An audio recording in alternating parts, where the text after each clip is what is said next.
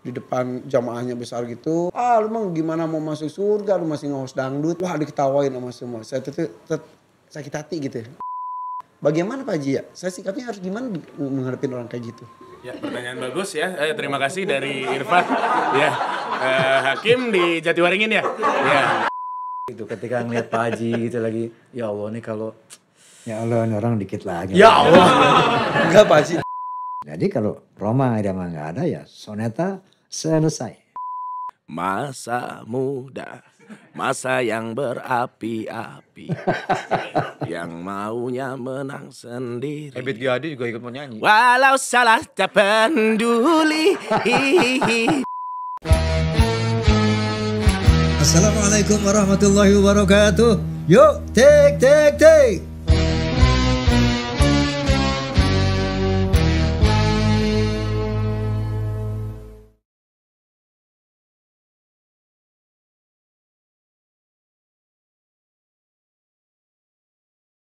Apa tadi?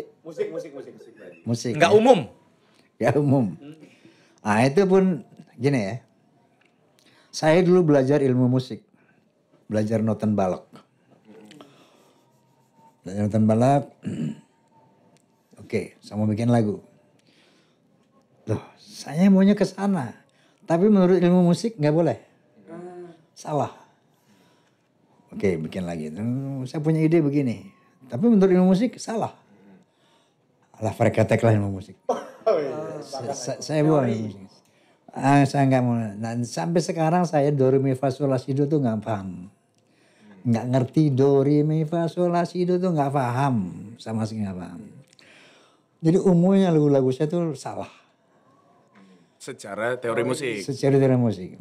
Pernah Idang Rasidi, masih ada nggak Idang? Saya dengar almarhum. Almarhum, Allahumma ghafir lahu. Pernah dia kan jazz, pemain jazz. Kolaborasi lah sama saya, lagu Riba.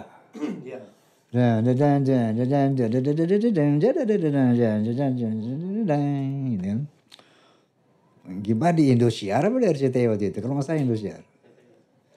RCTI ya. Oke. Ditulis Maidang kan. Moji, lagunya nggak bisa ditulis nih. Masa semuanya bisa ditulis? Karena itu salah ininya secara teori. Barnya, apanya, ketukannya, semuanya. Bagaimana nulis Pak Haji nggak bisa ditulis? Jadi nggak ada partitur. Lagu gue jangan ditulis, mainin. Itu satu. Kedua waktu festival di Filipina. Di Filipina itu waktu itu ada festival ASEAN. Jadi setiap negara ASEAN mengirimkan 2 buah lagu terpopuler di negaranya masing-masing. Kebetulan itu lagu saya dua-duanya. Yaitu lagu Haram sama Kerudung Putih. Terpopuler saat itu di Indonesia. Berangkatlah Soneta kan ke Filipina. Sampai di sana dicek. Wah, ini mesti dirubah nih. Ini lagunya nggak bisa ditulis. Nggak bisa dibikin partitur, harus dirubah. Kalau enggak, saya diskualifikasi. Saya pilih didis, bilang. Daripada saya harus merubah ini jiwa saya bilang. Saya nggak mau rubah ini. Saya lebih baik pulang ke Jakarta. Untung ada pengamat dari Jepang. Dia jadi mediator. Oh ya, it's okay. Itu, akhirnya saya ikut. jadi sengaco itu tanda kutip. Aneh kalau lu dengerin modulasinya. The Band suka bikin partitur lagu-lagu Pak Haji? Pasti raba-raba itu. Dia ini referensinya biasanya dia denger doang. Oh ini kesini gitu. Karena ada yang nggak bisa ditulis. Kan Dian biasa bikin kan.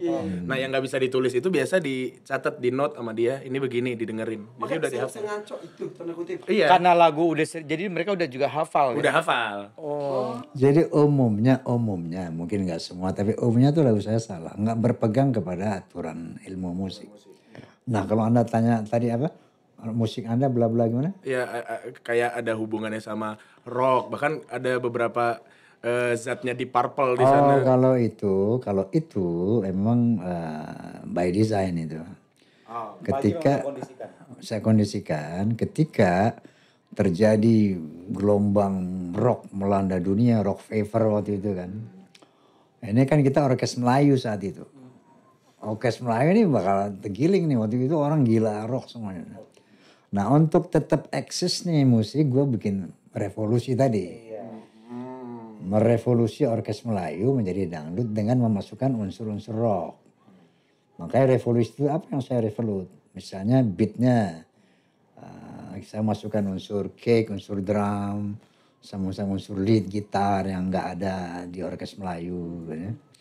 Saya masukkan ya dari sisi lirik yang optimistik gitu kan, yang dari sisi performance juga saya revolut semuanya dari equipment, dari akustik menjadi elektrik semuanya gitu, dari sound system kapasitasnya harus ratusan ribu watt segala macam.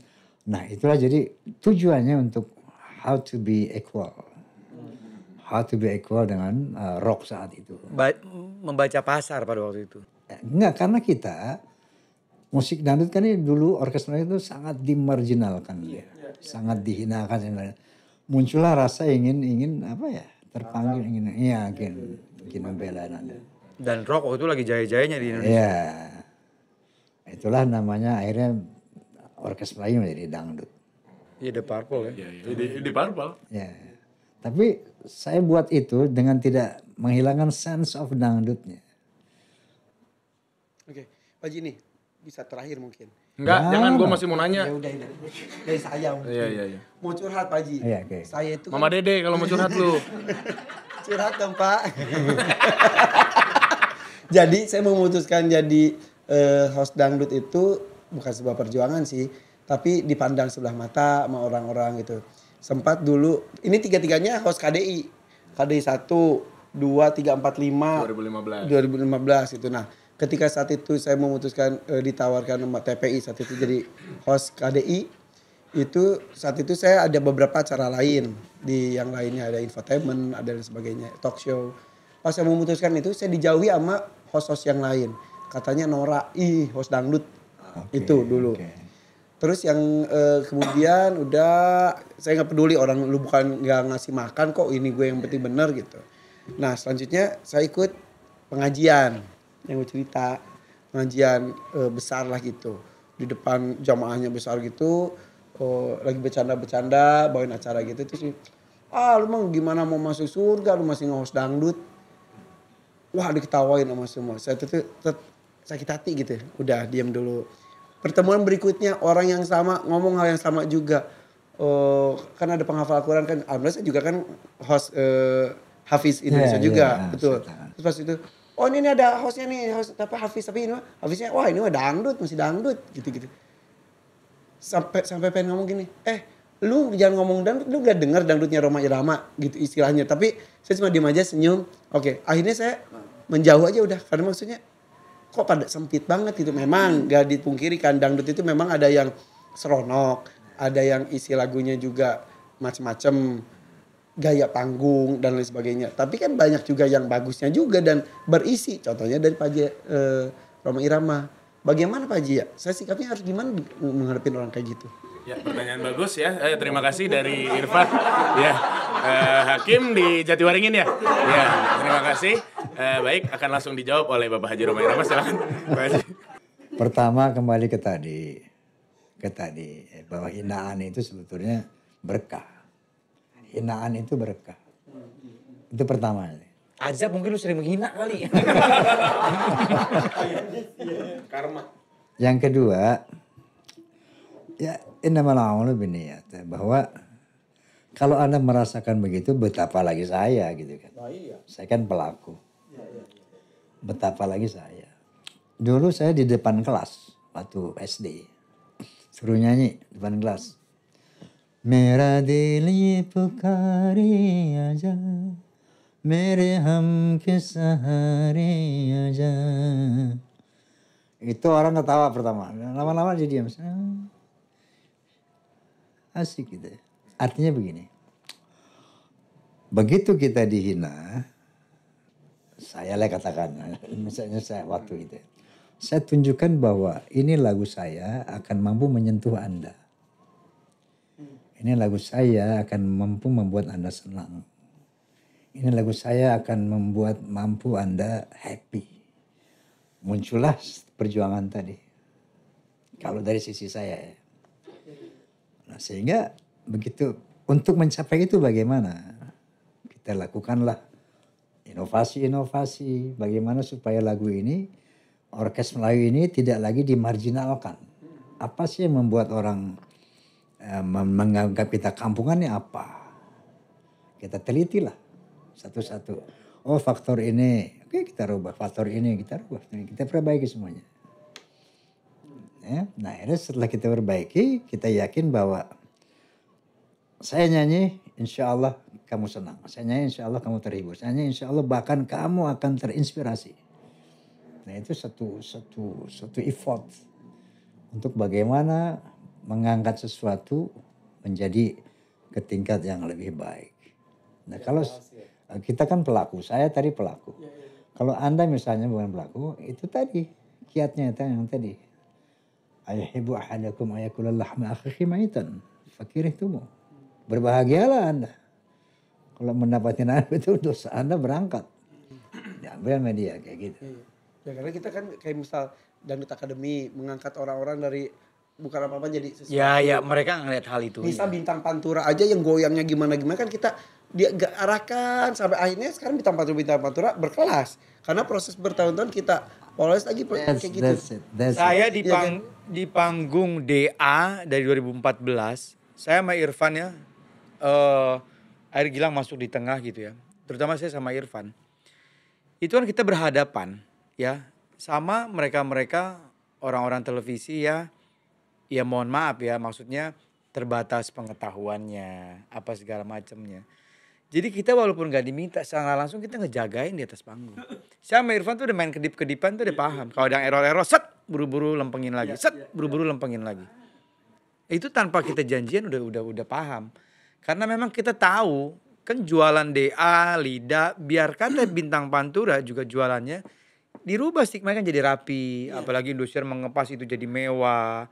Yang tadi gombrang-gambreng dirapiin lagi gitu kan. Datang apa adanya mereka yang norak gitu, diemin dulu terus poles udah elegan. Jadi mereka jadi malu melakukan hal yang sebelumnya dan itu yang ngelihat. Ya, tapi mereka nggak ngelihat hal itu, mereka pukul rata.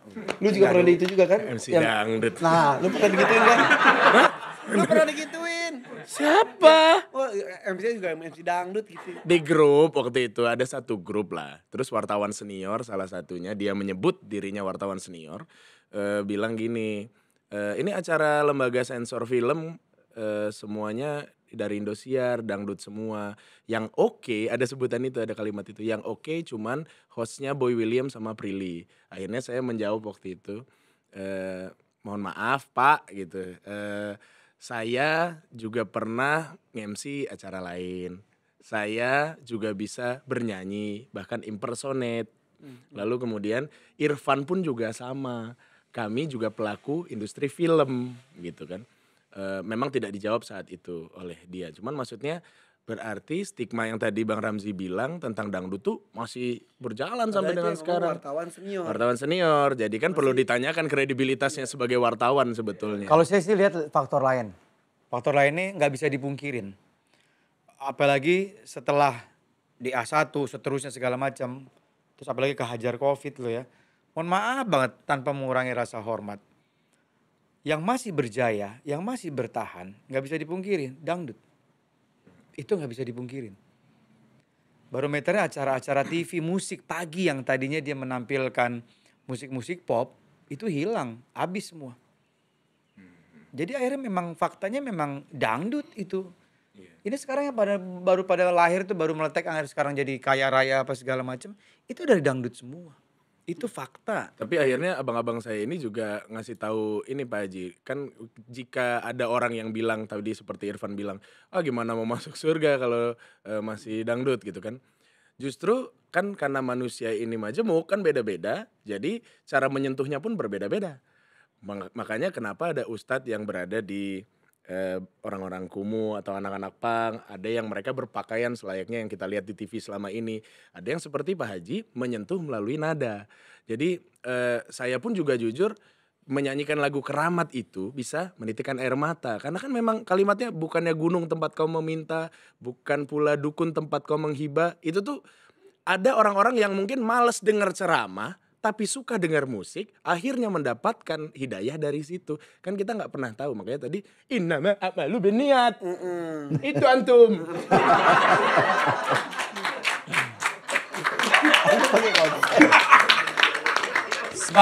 Semakin kesini semakin banyak panitia surga. Panitia surga semakin kesini semakin banyak. Ya. Itu. Jadi kembali kepada musik tadi. Ya. Tadi Anda baca moto di sana kan, music is not just for fun, but it has a responsibility to Allah and human beings.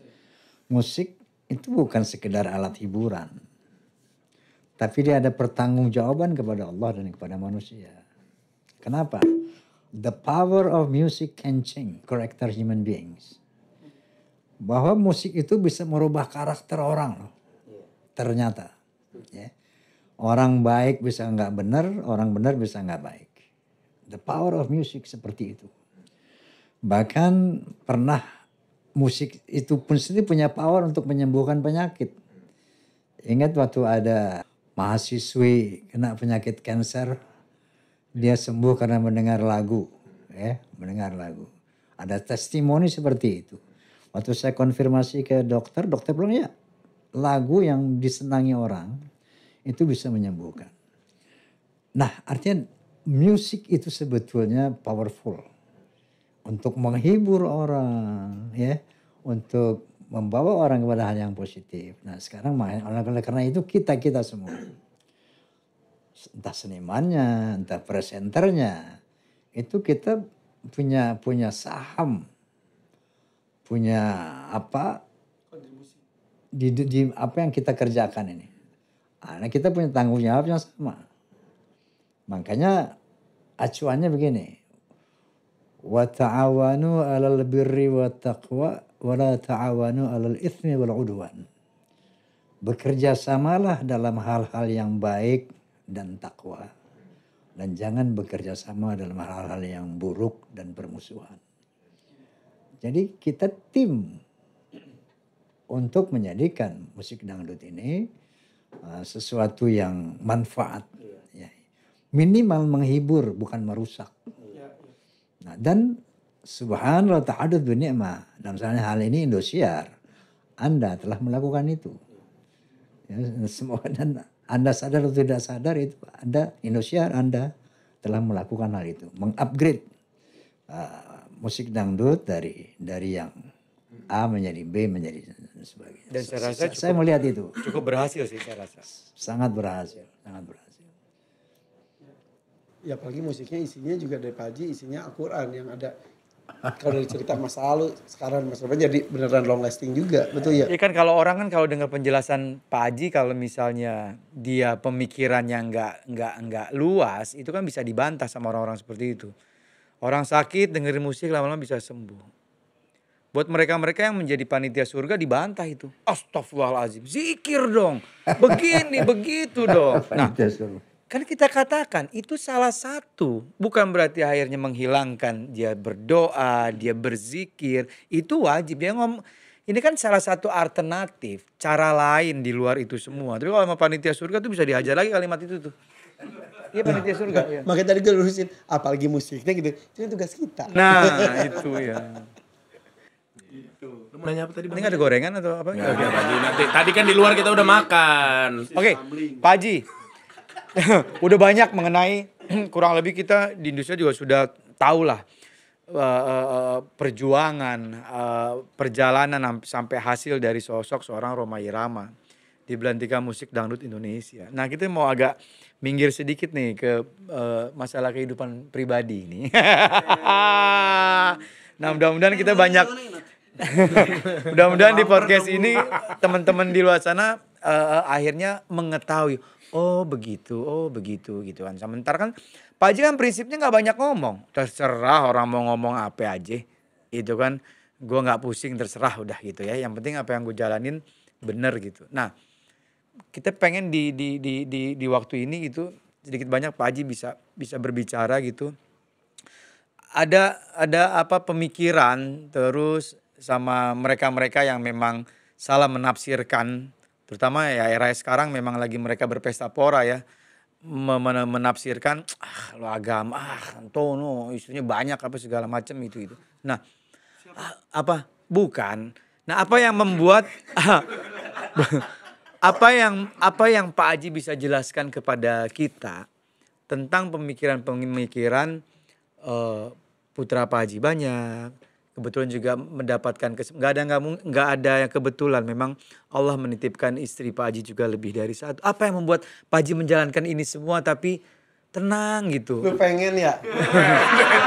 Ya kan? Dia pengen Pak Haji, dia lagi arah sana selama ini Pak Haji. Astagfirullahaladzim. Lo menursia kan lo? Nursia, inget ya lo? Apa yang membuat Pak Haji juga sukses dari sisi seperti itu? Ini rahasianya.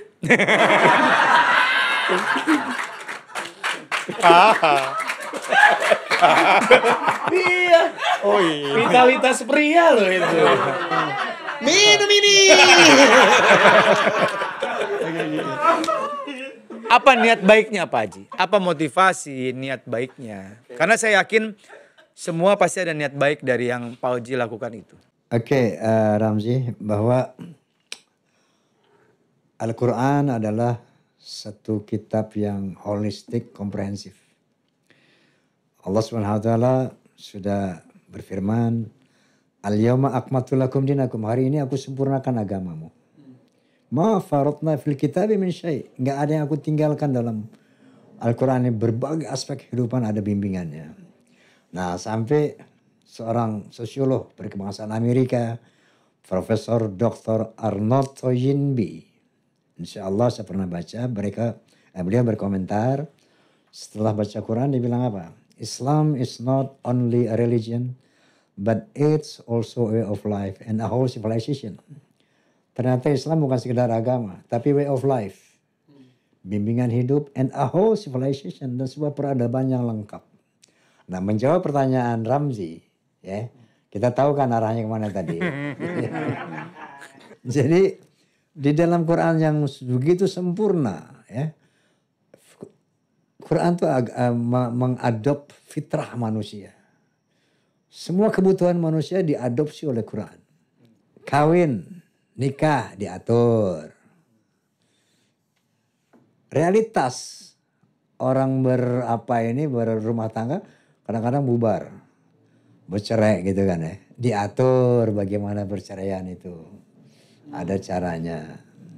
Nah kemudian zaman dulu, raja-raja dulu, termasuk nabi-nabi dulu. Nabi Sulaiman istrinya berapa? 1000 konon menurut satu tafsir. Hah, lemes banget dong. Enggak lah, kan ada bentrap.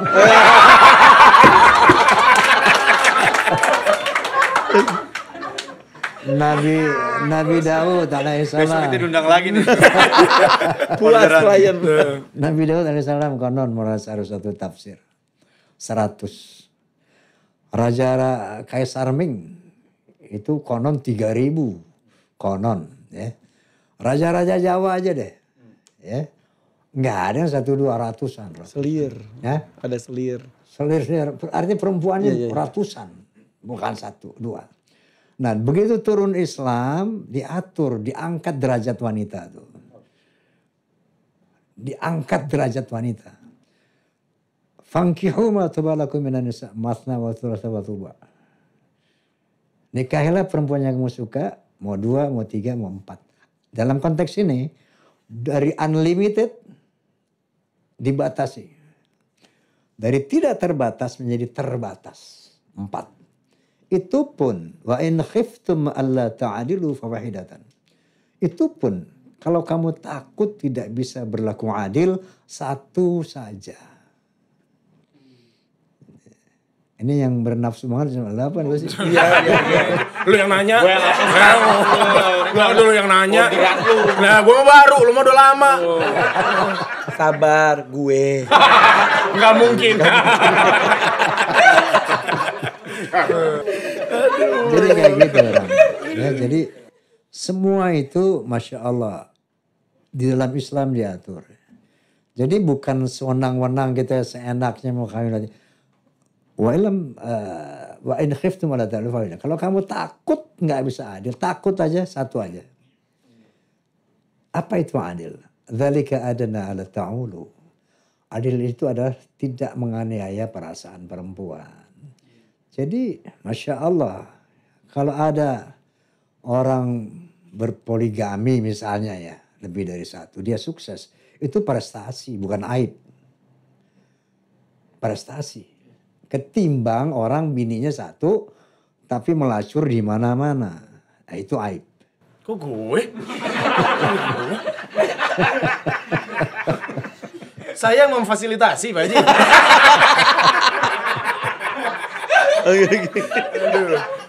Jadi terbalik kalau kita bangga bini gue satu tapi cascus di mana-mana gitu kayak lagu bujangan. Lagu bujangan gue Bujangan. Bukan. Jadi bujangan, teman-teman tak ada yang larang. Boleh saja membujang kalau nggak apa? Nggak Kan Anda yang menciptakan. Kenapa bertanya kepada kami? Asalkan jangan suka suka. jajan. Nah itu. Kata orang katanya gak apa-apa deh, yang penting botolnya balik. Gak apa cerot kayak kecap di mana-mana. Nah, itu. Udah kafir Pak Haji. Gitu katanya. Ada cewek-cewek yang pasrah suaminya. Itu yang penting saya istri sah satu-satunya, terserah deh kemana-mana pun gitu. Nah, bini gue harus ketemu Dela, bini lo. Karena bagus prinsip bini Bukan lo. bini gua. Gua pikir lu tadi.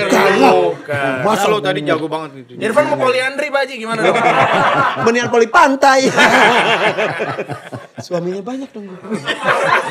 Baru Itulah zaman memang jangan kita mengikuti zaman, salah. Kita ini manusia, khalifatullah fil arts. Kita ini wakil Allah di muka bumi.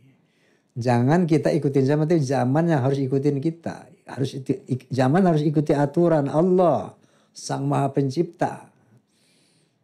Bukan Sang Maha Pencipta, harus diatur oleh zaman.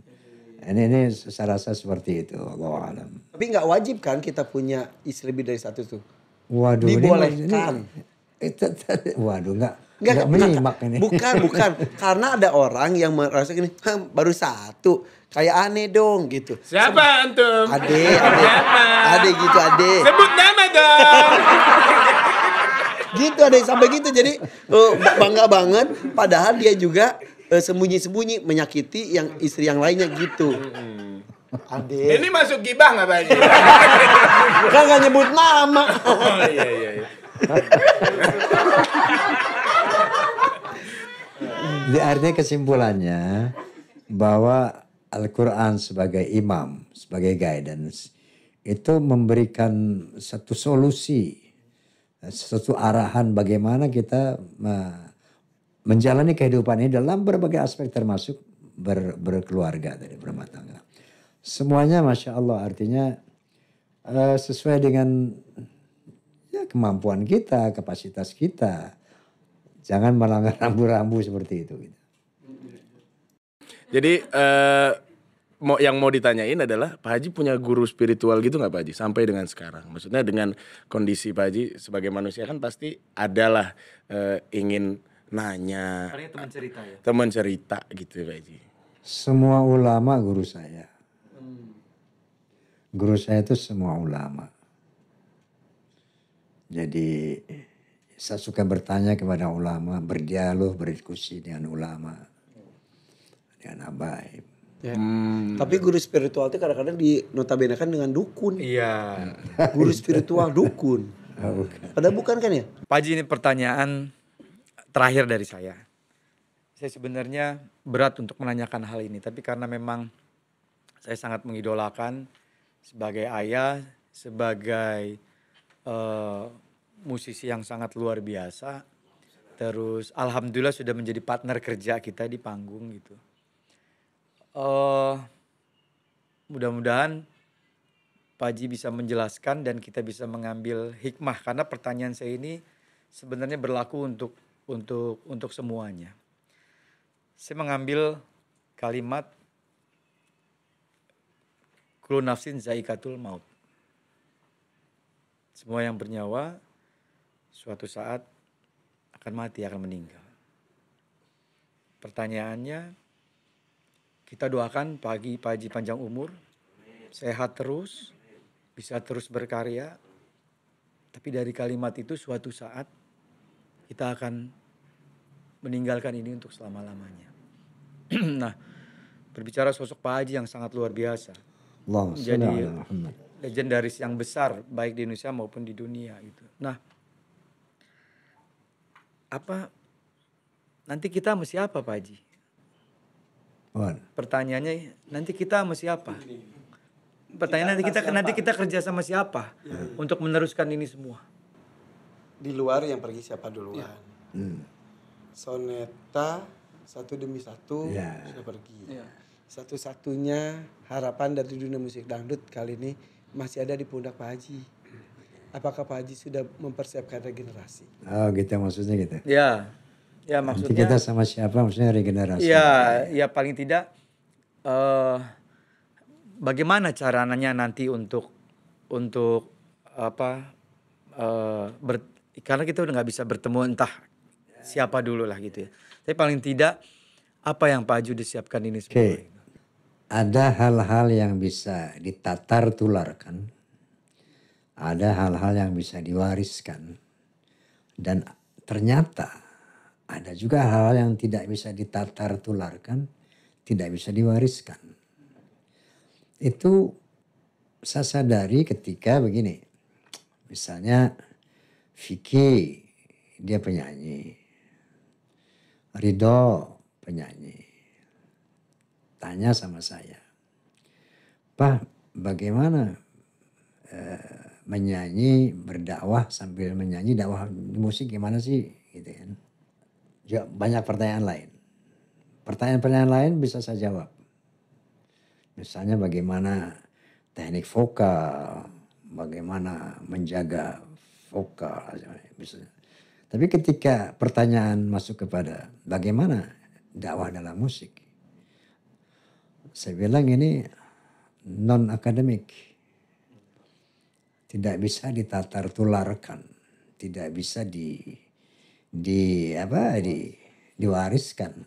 Ya, ini given gitu kan. Bahwa lagu dakwah itu bukan lirik-lirik dakwah dimasukkan ke dalam musik. Bukan itu. Orang bikin musik religi, ya. Tapi yang dimaksud lagu dakwah, lagu itu bisa merubah orang. Lagu dakwah itu bisa membuat orang terinspirasi, membuat orang nggak baik jadi baik. Saya bilang the power of music tadi. Ya. Nah itu menurut observasi saya dan mungkin juga anak-anak saya bilang. Banyak pengakuan forsa. Bang Haji dulu saya suka kurang ajar sama ibu saya, begitu dengar lagu Keramat, saya nggak berani lagi. Hanya sebuah lagu. Bang Haji dulu saya suka berjudi, dan itu saya nggak berani lagi. Bang Haji saya suka ini. Artinya dakwah bil musik itu efektif, ya terjadi. Itulah yang dimaksud dakwah bil musik. Kalau syair religi kita masukin dalam musik, bisa saja. Tapi apakah itu dakwah? Bisa juga jadi anti dakwah. Bisa juga jadi anti dakwah. Nggak jadi apa masuk sini keluar sini. Ya, bisa terjadi itu kan. Dan mungkin banyak yang kayak gitu. Nah untuk mencapai itu. Pertama. Kamu harus betul-betul kenal Allah, beriman kepada Allah. Allah berfirman. Ya ayyuhalladzina amanu lima taquluna ma la taf'alun kabura maqatan 'indallah an taqulu ma la taf'alun. Hai orang-orang yang beriman, jangan kamu mengatakan sesuatu yang tidak kamu lakukan. Besar murka Allah kepada orang yang cuman ngomong doang tapi dia tidak melakukan. Dalam konteks musik. Ya. Orang bikin syair seindah apapun, sebaik apapun bisa. Tapi dia lakukan nggak seruan-seruan baik itu? Satu sisi Allah marah, sisi yang kedua tidak efektif. Apa yang datang dari perut akan sampai ke tong sampah. Apa yang datang dari hati akan sampai kepada hati. Nah itu dalam hal efektivitasnya. Sekarang dalam soal konsepnya teknis. Bagaimana memasukkan lirik dakwah kepada musik. Dia harus kawin. Harus satu nafas. Antara melodi, beat, lirik. Harus satu nafas. Sehingga dia punya power untuk bisa menginfluence. Ada ruhnya di dalam. Ada ruhnya. Seperti itu. Nah ini nggak ada tekniknya seperti apa. Papa mau ngomong kayak apa. Caranya begini-gini nggak bisa. Nggak bisa. Nah kembali kepada pertanyaan Ramzi tadi. Setelah soneta, Roma Irama nggak ada. Kita sama siapa gitu ya. Oh. Allah pasti akan menurunkan hamba-hambanya sesuai dengan profesinya, berbagai profesi. Pasti itu pastilah ya. Tapi dalam konteks musik, dalam konteks musik, saya rasa kita banyak generasi-generasi penerus yang bisa mengangkat musik dangdut ini atau musik Indonesia pada umumnya ke tempat yang lebih baik. Ya, tidak tertutup juga kemungkinan musik dakwah yang justru lebih baik. Sebagaimana saya katakan tadi, saya selalu merasa la haula wa la quwata illa billah. Ya memang saya meyakini itu. Ya. Saya punya cerita. Satu saat kira-kira saya masih muda waktu itu. Saya datang kepada seorang kiai di Madura. Kita lagi show. Astagfirullahalazim. Astagfirullahalazim. Tapi ini pengalaman saya. Kiai, saya datang jam 2 malam ke sana itu. Beliau lagi tahajud. Ada saran di mana kiai sepuh di Madura sini. Tunjukkan. Saya datang mohon petunjuk kiai. Waktu itu memang saya sedang mendalami ilmu tasawuf. Jadi dulu saya nggak banyak bicara kayak sekarang. Dulu tuh saya banyak diam dan saya selalu pegang tasbih kecil, masih ingat nggak? Saya selalu pegang tasbih 33 itu. Nggak perlu nggak ngomong. Saya selalu berusaha untuk zikrullah, ingat Allah. Fadhkuruni adzkurkum. Ingatlah kepada aku akan ingat kamu, gitu kan. Jadi saya lagi belajar tasawuf. Sehingga dalam setiap aktivitas saya, Allah nggak pernah lepas. Termasuk ketika saya bermusik, Allah nggak lepas. Nyambung terus gitu. Aktivitas apapun dalam rumah tangga begitu juga, nggak pernah lepas. Saya bilang sama kiai itu. Nah cuma ada satu momen kiai saya lepas Allah. Nggak ingat Allah. Kapan itu katanya. Ketika saya melakukan bikin lagu. Saya cuma bismillah. Ihdinas siratal mustaqim. Katanya Allah lepas. Gimana kiai supaya saya tetap nggak lepasnya Allah. Termasuk momen itu juga. Dalam momen itu. Lalu kiai itu bilang ya sudah. Serahkan saja bikin lagu Allah, jangan kamu. Itu jawaban beliau. Kira-kira 20 tahun kemudian. Di bulan Ramadan, satu hari Ramadan di Film Center di Pasar Minggu, ada di bawah tuh Pasar Minggu. Ada tempat dubbing film di situ. Di bulan Ramadan, saya lagi nunggu buka puasa. Kebiasaan saya waktu itu buka-buka Quran. Di satu danau kecil, saya buka-buka Quran. Nunggu adzan. Atau buka puasa. Tiba-tiba saya dengar lagu-lagu dakwah saya itu melayang. Orang putar di mana mungkin ya, lewat. Lagu ghibah, lagu kiamat, lagu karamat, lagu segala macam. Saya menangis.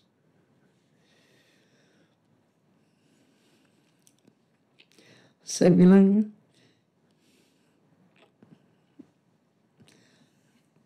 bagus sekali lagu itu. Menyentuh sekali lagu itu. Ada seperti daya magis gitu. Keren banget ya. Emang saya yang bikin itu gitu. Perasaan gue gak mampu deh bikin gitu. Dari liriknya, melodinya. Saya ingat tuh Kiai. 20 tahun yang lalu. Oh ini mungkin yang dibilang Kiai itu. Wallahu a'lam bishawab. Makanya saya selalu mengatakan saya nggak merasa seperti orang-orang katakan Anda bilang Anda begini, saya nggak merasa itu. Saya nggak pernah merasakan itu. Ini frankly talk, jujur.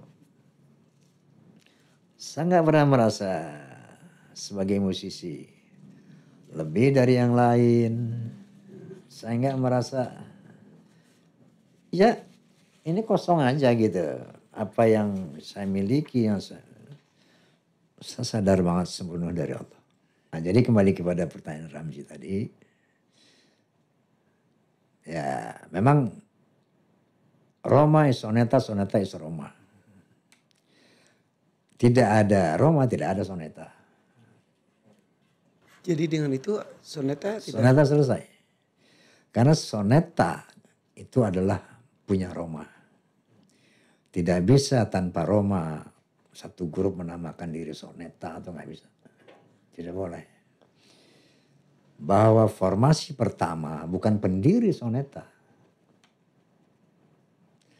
Saya merekrut mereka untuk berada di soneta. Formasi pertama.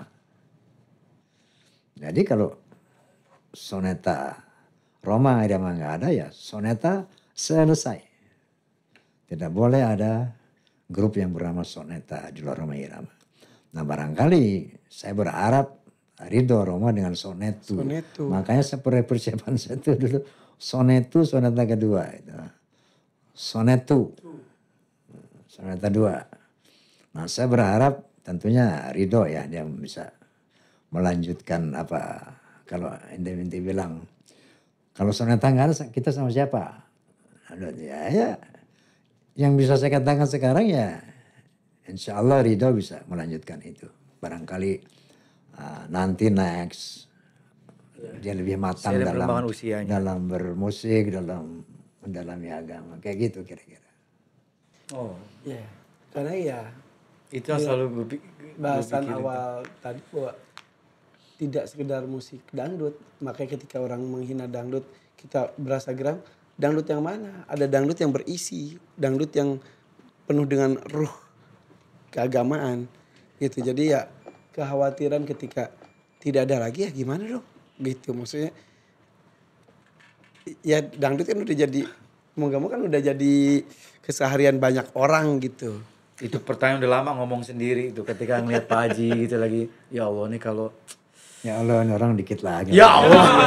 Enggak Pak Haji, Gilang duluan kok. Buat Pak Haji lah. Makanya pertanyaannya kan kita sama siapa nanti kan. Iya, Ya udah jelas jawabannya.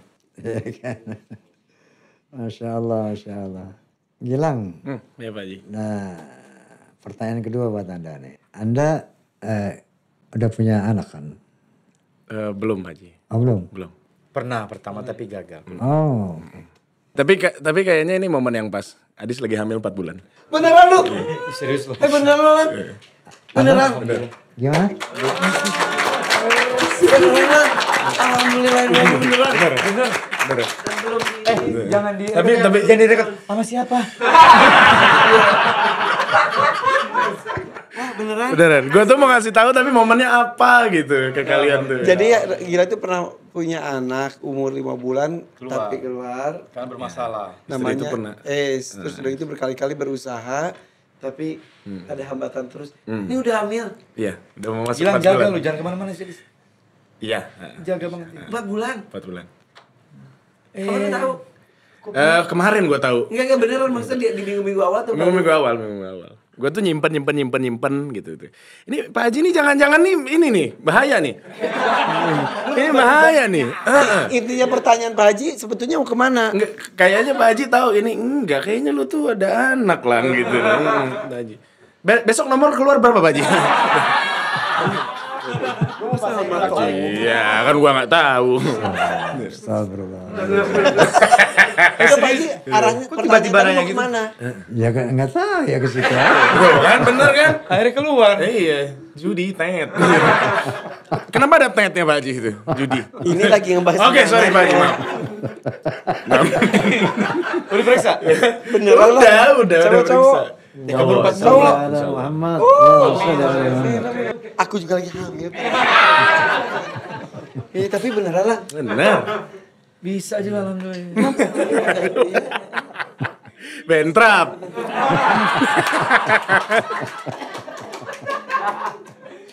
Pak Haji mau nanya apa sebetulnya? Hah? Sebetulnya mau arahnya Kegilaan kok kemana? tiba-tiba dari ke anak. Wallahu alam.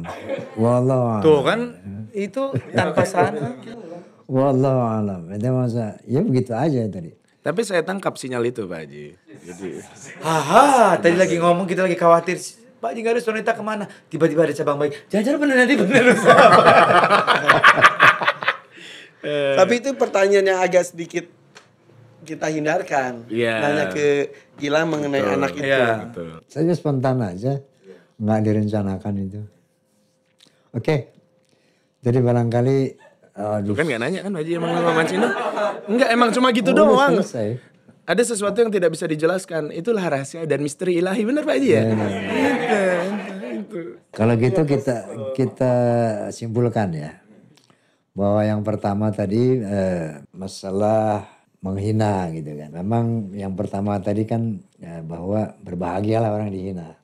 Justru kita harus kasihan sama yang menghina. Maka kita nggak marah. Kalau kita dihina, dibully, kita tahu bahwa kita akan diambil dosanya kan kita happy. Dan kita kasihan sama dia. Makanya Nabi nggak pernah benci sama orang yang menzoliminya. Kenapa? Karena Nabi kasihan.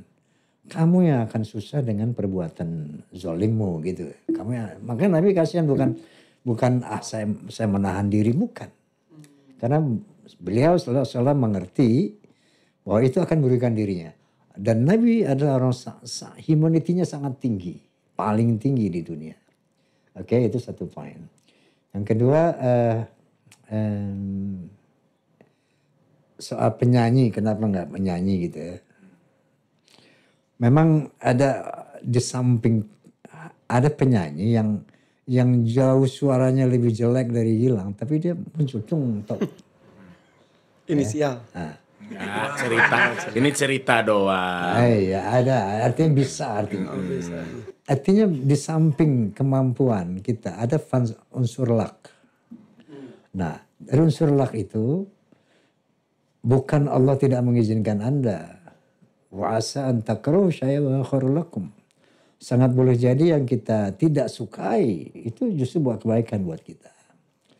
Nah, jadi berhusnudzon sama Allah bahwa presenter adalah hal yang terbaik buat Anda menurut pandangan Allah. Kira-kira begitu. Bukan Allah nggak mengabulkan Anda untuk menyaingi Rhoma Irama, bukan. Nggak mungkin. Bukan gitu maksudnya. Maksudnya bukan. Jadi terimalah itu dengan husnudzan. Jadi saya terima kasih banget Anda sudah menghadiri bisikan Roma. Terima kasih atas obrolannya yang sangat segar. Pasti pemirsa senang banget ini. Oke, sebagai penutup mohon. Nyanyi. Gua sendiri apa Pak Haji? Ya benar nyanyi. Enggak dong Pak Haji. Nah, ayo. Jangan. Lu kok pede banget sih? Terakhir lu. Yang bertiga kor lagu apa gitu yang bertiga. Aduh, salah ngomong gua. Lu Pak Haji gue soneta Femina. Aduh, jangan dong Pak Haji, jangan nyanyi. Oh, mending ini senior-senior Pak Haji, ini nasihatnya quote-quote-nya Gak bagus. usah pakai Alah, quote udah lu. kurang nasihat apa tadi sama Pak Haji kita. Terus lu berdua ngapain? Ya gue nyebutin nama-nama bintang, Pak Haji nungguin itu. Udah lu. Oh, impersonate. Iya, udah ya oke. Impersonate. Boleh nggak saya ganti impersonate gitu, boleh nggak? Pak Haji dulu. Baca Pak Haji. Lagu Pak Haji. Judi, Pak Haji kenapa ada tetnya? Judi tet. Iya gitu, ya.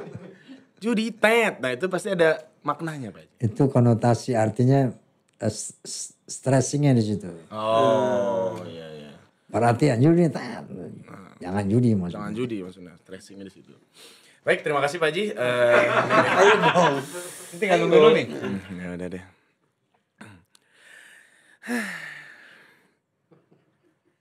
Darah kula, darah Muda masa darah gula. Bukan penciptanya lu. Masa darah gula. Malam habis nonton film Dracula. Gula dong. Yang selalu merasa gagah, tak pernah mau mengalah. Iwan Fals. Masa muda, masa yang berapi-api, yang maunya menang sendiri. Ebit G.Ade juga ikut mau nyanyi. Walau salah tak peduli, darah muda.